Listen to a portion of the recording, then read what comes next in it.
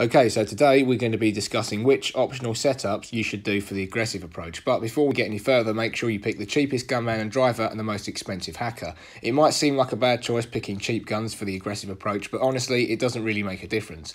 But anyway, for the choice of weapons, you want to go with a shotgun loadout because a shotgun is great for taking out targets at close range, and for the getaway cars, the best choice are the Sentinel Classics. So the first optional prep we're going to cover is the patrol routes, and this one's really easy to do. You just need to go to a car park, clear out all the enemies, then locate the right car. Simply open the boot of the car, photograph that clipboard and then send it to Leicester. Once you've done that, leave the area and lose the cops. Now, by doing the patrol routes, it allows you to see exactly where the enemies are on your map, as you can see here if you look at my map. And if you don't do the patrol routes, then you won't be able to see their positions unless they're right up close to you. So, is it worth doing the patrol routes for the aggressive approach? I'd say yes, because if you can't see them on your map, then it's going to make things more difficult. For example, there could be an enemy or a group of enemies behind a corner, and you won't be able to see them until you're right up close to them. Also, if you're getting shot from a distance, it can sometimes be hard to work out where the shots are coming from because you can't see the enemy on your map. Whereas, if you do the patrol routes, it makes things much easier because you can actually see where each enemy is. Anyway, let's move on to the Dug and Shipments prep. With this one, you need to go around the map and assassinate as many targets as you can within 10 minutes. There's a total of 10 targets to take out, and these targets will be spread out all across the map, so you'll need a fast, weaponised vehicle like a Buzzard or an Oppressor Mark II in order to get all of them before the time runs out.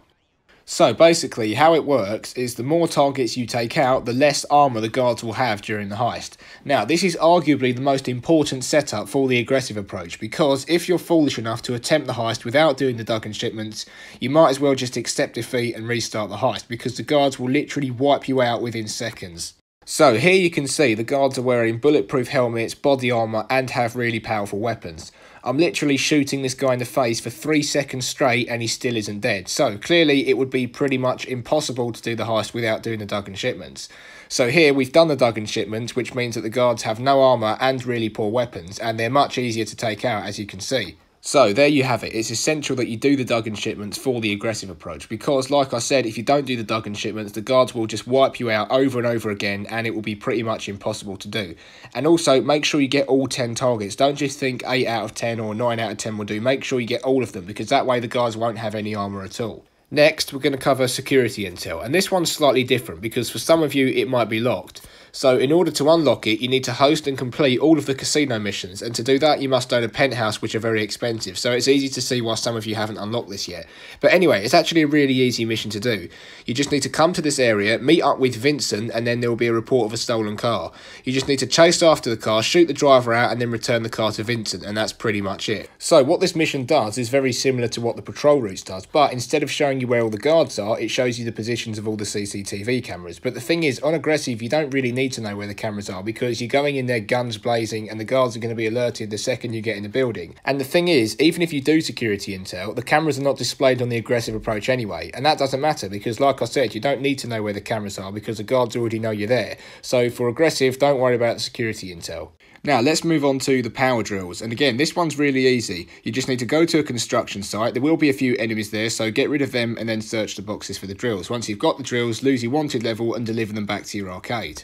So with these drills you can break open small deposit boxes while you're inside the vault, as you can see here, and these boxes will contain anything up to 10k, but the thing is you only have a short amount of time inside the vault before you need to leave, and because these boxes only contain 10k at best, there's no point in drilling them open unless you've already collected all of the main target, which is either cash, gold, artwork or diamonds. And the thing is, on the aggressive approach, you actually have a minute less time inside the vault compared to Silent and Sneaky or Big Con. So with 2 people, you'll almost definitely run out of time before you've collected everything, meaning you won't have time to drill any deposit boxes. So then on the aggressive approach, don't bother with the power drills. Okay, so now we're going to cover the reinforced armour. And this mission can be quite annoying, not because it's difficult, but because it's long and tedious. On this occasion, to get the reinforced armour, I had to go all the way to the Humane Labs, but I couldn't just enter the building. Instead, what the game wants you to do is equip yourself with scuba diving gear and swim through some really long tunnel just to get inside. But anyways, once you're inside, you need to shoot your way through the enemies and then steal the reinforced armour. Then you can exit the building via the elevator, you don't have to swim back through that tunnel, and then fly back to your arcade. So basically, with this armour, you'll take slightly less damage when being shot, but is it worth getting? I'd say no, because instead you can just use snacks to heal yourself whenever you take too much damage, and obviously snacks are much easier to obtain because you can literally get them from any convenience store. So I'd say don't bother with the armour, because although it does provide a bit of protection, I don't think it's worth all that effort. Anyway, let's move on to the tunnel boring machine prep. Now, for some of you this mission might be missing and you're probably wondering why. The reason it's missing is because you haven't scoped out the tunnel entrance. So to do that, you need to start the scope out mission, go into the sewer tunnels and take a picture of this entrance right here. And once you return to your arcade, you'll see the mission is now available. Now, unlike the reinforced armour mission, this mission's really quick and easy. You just need to steal the truck, drive it to the sewer tunnels, and that's pretty much it. So, what does this mission allow you to do? Basically, it creates a massive tunnel for you to use and allows you to gain access to the casino by blasting your way straight into the basement. Now, this will save you so much time because usually you have to take out all the enemies on the top floor before you can get downstairs. But with this, you can gain access to the basement straight away without having to fight all the enemies upstairs. And you're pretty much right next to the vault. This, of course, saves you a lot of time and will make things so much easier. Therefore, I definitely recommend doing this mission. Okay, so now we're going to move on to the final optional prep, which is the security pass. There's two different passes. There's a level 1 and there's a level 2. So you're going to want to choose the level 2 pass, which is the one that's got 2 pictures on it. Now, this is a really easy mission. You just need to go to a certain area, find the pass, pick it up, and then leave the area, and that's pretty much it.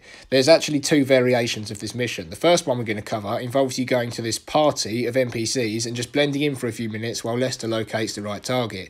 Then all you need to do is find the pass, pick it up, and leave the area, and that's basically it. And the second version of this mission involves you stealing a hearse, driving it to the morgue, and searching the dead body of a casino valet. Now, when you steal the hearse, you'll get a 2-star wanted level, so drive in the back alleys to lose the cops, and once you've lost them, pull up at the morgue.